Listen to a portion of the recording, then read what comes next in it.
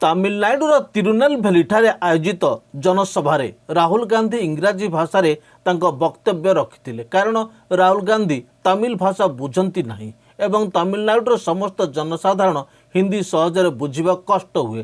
ତେଣୁ ସେଠାରେ କ୍ଷେତ୍ରୀୟ ଭାଷାରେ ଜଣେ ମହିଳା ସଭାରେ ଉପସ୍ଥିତ ତଥା ରାଜ୍ୟବାସୀଙ୍କ ଉଦ୍ଦେଶ୍ୟରେ ରାହୁଲଙ୍କ ଅଭିଭାଷଣକୁ ଅନୁବାଦ କରି ବୁଝାଇଛନ୍ତି। ସେହି ଜନସଭାରେ ରାହୁଲ ଗାନ୍ଧୀ ଦେଇଥିବା ବକ୍ତବ୍ୟକୁ ଏଠାରେ ସଂକ୍ଷେପରେ ଉପସ୍ଥାପନ କରିଅଛୁ। ଆସନ୍ତୁ ଶୁଣିବା, ବୁଝିବା ଏବଂ ଜାଣିବାକୁ ଚେଷ୍ଟା କରିବା। ନମସ୍କାର ଦର୍ଶକ ବନ୍ଧୁ, Zee TV Bharat Odia digital news channel को आपको स्वागत करुच्ची मो राम दास। चैनल को सब्सक्राइब करनथिले सब्सक्राइब करंतु, खबर को शेष जाए देखंतु, अधिक रु अधिक शेयर करंतु, आवश्यक स्थल कमेंट करी सचेतन करंतु। चैनल को सब्सक्राइब करनथिले सब्सक्राइब करबा भूलंतु नहीं।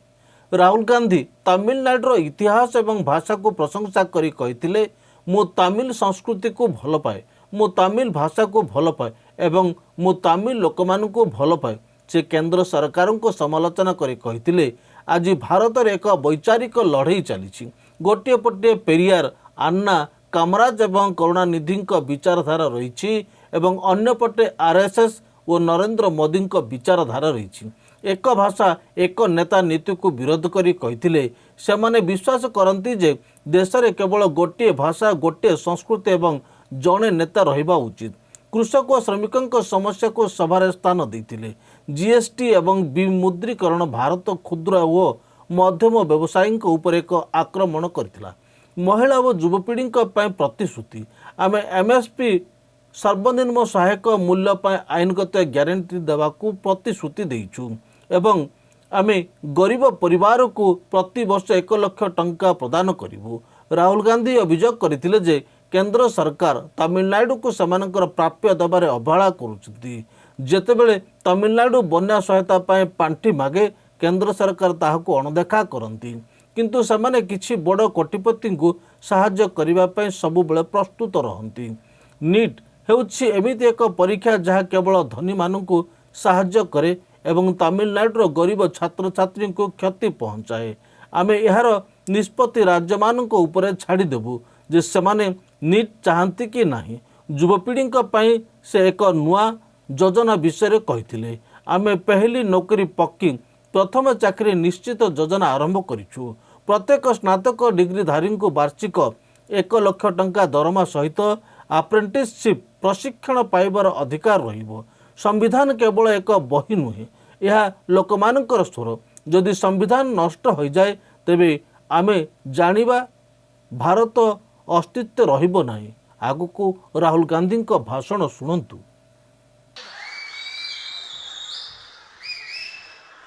I'd like to start by offering my condolences to everyone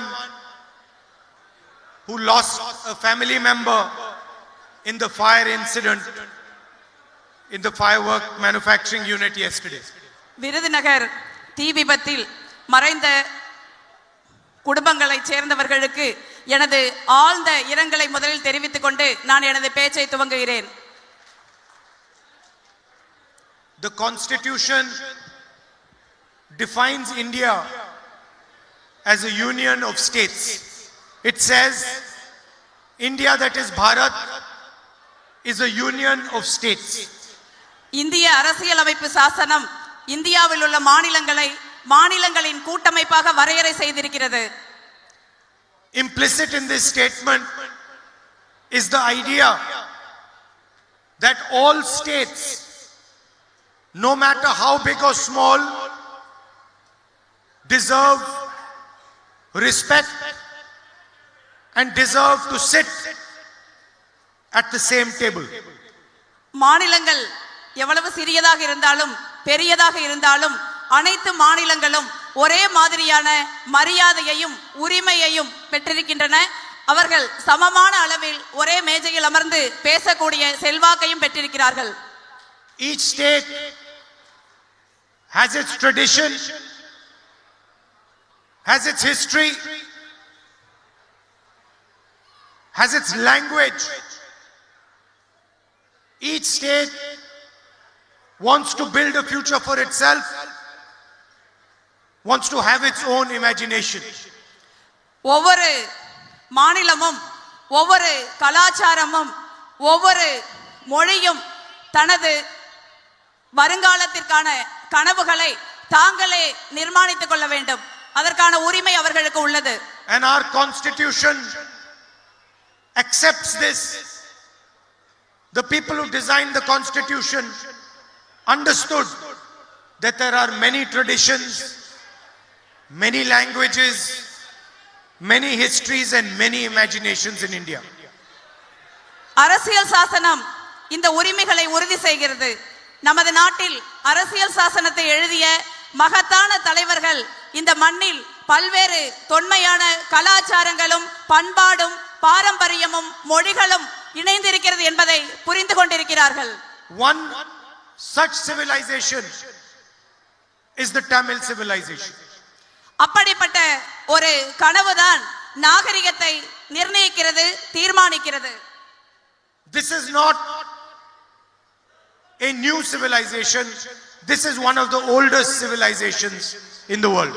Tamil நாகரிகம் என்பது ஒரு புதிய நாகரிகம் கிடையாது. இது உலகின் மிக மிக தொன்மையான நாகரிகங்களில் ஒன்று. It has its own language and its proud history. இதற்கென்று மிக தொன்மையான, மிக பழமையான, மிக செம்மையான மொழி உள்ளது. இதற்கென்று மிகவும் வரலாற்று பழமை வாய்ந்த நாகரிகம் உள்ளது. And now the BJP has a new concept of India. இப்பொழுது பாரதிய ஜனதா கட்சி இந்தியாவை பற்றிய ஒரு புதிய திட்டத்தை கொண்டிருக்கிறது. They openly state that there is one idea,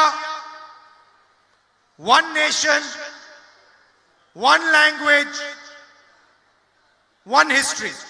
அவர்கள் பாரதிய ஜனதா கட்சியினர் ஒரு தேசம், ஒரு மொழி, ஒரு வரலாறு, ஒரு சித்தாந்தம் என்று இப்பொழுது வெளிப்படையாகவே பேசுகிறார்கள். If there is only one history in India, then what about the history of the Tamil people? இப்போ இந்தியாவில் ஒரே ஒரு வரலாறு தான் இருக்கும் என்றால் தமிழ் மொழியின் வரலாறு எங்கிருக்கிறது அதில்? What about the history of the Kannada people? Karnataka மக்களின் வரலாறு எங்கிருக்கிறது அதில்? What about the history of the Maharashtrian people? Maharashtra மக்களின் வரலாறுக்கு எங்கே இடம் இருக்கிறது? What about the history of the Manipuri people? Manipur மக்களின் வரலாற்றுக்கு எங்கே இடம் இருக்கிறது? They want that all these histories should be subservient to their idea of history. Bharatiya Janata கட்சி இந்தியாவில் உள்ள அனைத்து மாநிலங்களின் வரலாற்றும் தங்களுக்கு அடிபணிய வேண்டும், தங்கள் சித்தாந்தத்திற்கு கீழ் சிதைக்கப்பட வேண்டும் என்று விரும்புகிறார்கள். They want all Indian languages to be subservient to their idea of the Indian language.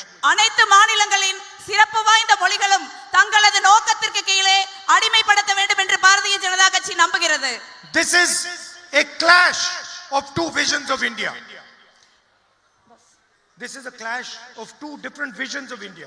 இது இந்தியாவின் இரண்டு சித்தாந்தங்களுக்கிடையே, இரண்டு மதிப்பீடுகளுக்கிடையேயான போராட்டமாக உருவெடுத்துள்ளது. We say that each state should run itself. நாங்கள் ஒவ்வொரு மாநிலமும் தங்களை தாங்களே ஆண்டு கொள்ள வேண்டும், அதற்கான உரிமை அவர்களுக்கு உள்ளது என்று நம்புகிறோம். And they say all states should be subservient to one political organization called the RSS. அவர்கள் நினைக்கிறார்கள், பாரதிய ஜனதா கட்சியை சேர்ந்தவர்கள் நினைக்கிறார்கள், அனைத்து மாநிலங்களும் ஆர்எஸ்எஸ் சித்தாந்தத்திற்கு கீழே அடிபணிந்து நிற்க வேண்டும் என்று அவர்கள் எதிர்பார்க்கிறார்கள். And now in this election they are trying to infiltrate Tamil Nadu. இந்த தேர்தலில் அவர்கள் தமிழ்நாட்டை எப்படியாவது ஊடுருவ வேண்டும் என்று முயற்சி செய்கிறார்கள். The AIDMK has had a great historical tradition. அனைத்து இந்திய அண்ணா திராவிட முன்னேற்ற கழகம் ஒரு மிக பாரம்பரியமான வரலாற்றை தமிழ்நாட்டில் கொண்டிருந்தது. Like the Congress party, like the DMK, the AIDMK has also shown Tamil Nadu the way forward. Congress பேரியக்கத்தை போல, திராவிட முன்னேற்ற கழகத்தை போல அனைத்து இந்திய அண்ணா திராவிட முன்னேற்ற கழகம் ஒரு காலத்தில் தமிழ்நாட்டிற்கு மிகப்பெரிய பங்காற்றி இருக்கிறது. It had in the past great leaders who protected the idea of Tamil Nadu. அனைத்து இந்திய அண்ணா திராவிட முன்னேற்ற கழகத்திற்கு மகத்தான தலைவர்கள் இருந்தார்கள். அவர்கள் தமிழ்நாட்டின் வரலாற்றையும் எதிர்காலத்தையும் பாதுகாத்தார்கள். But the AIDMK of today is no longer that AIDMK. இன்று இருக்கின்ற அண்ணா திராவிட முன்னேற்ற கழகம் அந்த பழைய அண்ணா திராவிட முன்னேற்ற கழகம் கிடையாது. The AIDMK of today is a hollow shell. அனைத்திந்திய அண்ணா திராவிட முன்னேற்ற கழகம் என்பது இன்று ஒரு தத்துவார்த்தமற்ற வெற்று கூடாகி விட்டது. With leaders who are compromised to the BJP and the RSS. அனைத்திந்திய அண்ணா திராவிட முன்னேற்ற கழகத்தின் தலைவர்கள் பாஜகவிற்கும் RSSக்கும் அடிபணிந்து சரணடைந்து விட்டார்கள். Their corruption has trapped them and they can do nothing against the wishes of the BJP. அனைத்திந்திய அண்ணா திராவிட முன்னேற்ற கழக தலைவர்களின் ஊழல் என்பது அவர்களை ஒரு பொறியில் சிக்க வைத்து பாரதிய ஜனதா கட்சிக்கும் RSSக்கும் அடிபணிந்து கைகட்டி சேவகம் செய்ய செய்து விட்டது. And so they are being used by Narendra Modi and Amit Shah to take over the state of Tamil Nadu. அதிமுகவை பாஜகவும் RSSம் பயன்படுத்தி தமிழ்நாட்டை எதிர்காலத்தை அடைவதற்கு அவர்கள் தங்களை ஒப்புக் கொடுத்து விட்டார்கள். They cannot directly say what they want to do, so they have made a partner in the AIDMK to attack your language, your culture, your tradition, your history. அவர்களால் நேரடியாக பாரதிய ஜனதா கட்சியினரார் தமிழ்நாட்டின் மொழியையும் இனத்தையும் வரலாற்றையும் பாரம்பரியத்தையும் கலாச்சாரத்தையும் தாக்க முடியாது. And this அதனால் is- அவர்கள் அதிமுக என்ற முகமூடியை இங்கே பயன்படுத்துகிறார்கள். And this is what the election is about. இந்த தேர்தல் என்பது இதற்கு எதிரான போராட்டமாகவே தமிழ்நாட்டில் இருக்கிறது. On one side, there is the Congress party, there is the DMK and our partners, there is Chief Minister Stalinji. ஒரு பக்கம் காங்கிரஸ் பேரியக்கமும் திராவிட முன்னேற்ற கழகமும் மற்ற அனைத்து கட்சிகளும் கொண்ட இந்தியா கூட்டணி அந்த தமிழ்நாட்டின் மாண்புமிகு முதலமைச்சர் மு க Stalin. We are protecting the Tamil language, Tamil culture, Tamil history, Tamil tradition. நாங்கள் தமிழ்நாட்டின் மொழியையும் இனத்தையும் வரலாற்றையும் பண்பாட்டையும் பாரம்பரியத்தையும் கட்டி காக்க போராடுகிறோம். And on the other side, there is the BJP, AIDMK, which is trying to take away Tamil Nadu's strength. இன்னொரு பக்கம் அதிமுகவும் அதிமுகவின் முகமூடி அணிந்திருக்கின்ற பாஜகவும் தமிழ்நாட்டின் எதிர்காலத்தை கைப்பற்றி அதை அழிக்க வேண்டும் என்று நினைக்கிறார்கள். Just a few days ago in Parliament, they attacked the Constitution again. சில தினங்களுக்கு முன்பு நாடாளுமன்றத்தில் அவர்கள் மீண்டும் இந்திய அரசியல் சாசனத்தின் மீது ஆபத்தான ஒரு தாக்குதலை நடத்தினார்கள். They claimed they were passing a women's bill. அவர்கள் நாங்கள் மகளிருக்கான இடஒதுக்கீட்டு மசோதாவை நிறைவேற்ற விரும்புகிறோம் என்று சொன்னார்கள். But hidden behind the women's bill was an attempt to change the electoral map of our country. ஆனால் உண்மையில் அவர்கள் நாடாளுமன்றத்தில் தாக்கல் செய்த மசோதா என்னவென்றால் தொகுதிகளை மறுவரையறை செய்து இந்தியாவின் தேர்தல் வரைபடத்தை மாற்றி அமைப்பதற்கான ஒரு சதித்திட்டம். They were trying to change the number of seats each state gets. அவர்கள் ஒவ்வொரு மாநிலத்திற்கும் உள்ள நாடாளுமன்ற சட்டமன்ற தொகுதிகளை மாற்றி அமைக்க முயற்சி செய்தார்கள். They were trying to reduce the representation of South India, of Northeast India and of smaller states. Bharatiya Janata கட்சி தமிழ்நாடு உட்பட தென் மாநிலங்கள் வடகிழக்கு மாநிலங்கள் மற்றும் சிறிய மாநிலங்களின் அரசியல் ரீதியான பிரதிநிதித்துவத்தை குறைத்து நம்மளை அழித்தொழிக்க வேண்டும் என்று முயற்சி செய்தார்கள். They were attacking the idea of the union of states. அப்படி செய்வதன் மூலமாக அவர்கள் மாநிலங்களின் கூட்டமைப்பு என்ற மிகப்பெரிய தத்துவத்தை அடித்து நொறுக்க முயற்சி செய்தார்கள். And that is why we defeated their bill in parliament and did not let it pass.